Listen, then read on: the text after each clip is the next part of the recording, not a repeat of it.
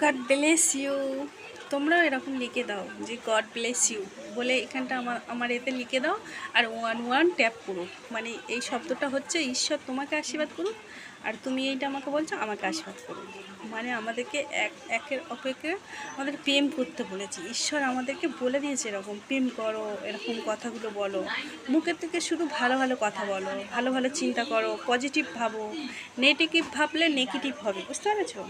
সারা বিশ্বের কাছে প্রার্থনা করছিলে, তোমার প্রার্থনা উত্তর দিচ্ছে। তুমি যে এই নাম্বারগুলো দেখছো না, 11, 10, এই নাম্বারগুলো হচ্ছে তোমার প্রার্থনা শুনছে।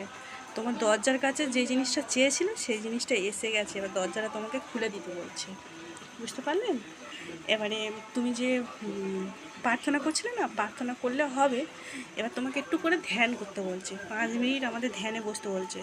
দিনে 10 বার 5 বার যতবার তুমি করতে পারো তোমার ভালো হবে। তোমার যে শত্রুরা এত জায়গায় গুণ জাদু টোনা করছিল না, তোমাকে দমাতে পারেনি।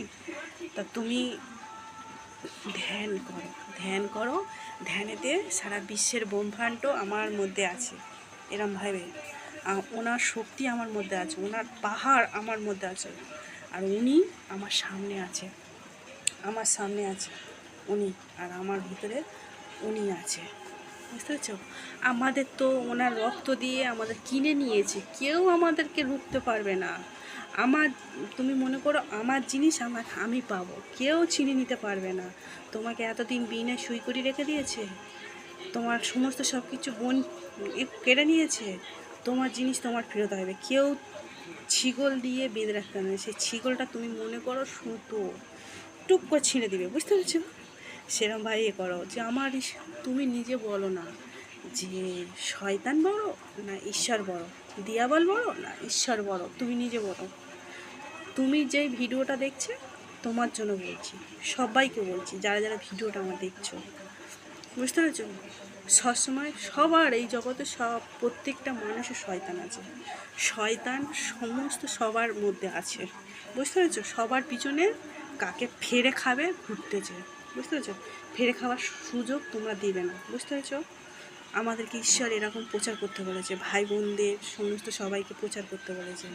প্রার্থনায় লেগে থাকো, সবসময় ঘুমিয়ে থাকো নি বলেছে, তোমরা জাগতে থাকো, জাগতে থাকো।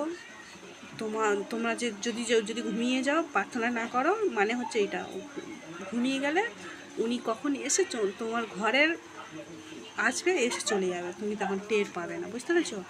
এরকম 10 কুমারীরা ওরকম মোমবাতি জ্বেলেছিল, তেল নিয়েছিল, বুঝতে পেরেছো? 5 জনের মোমবাতি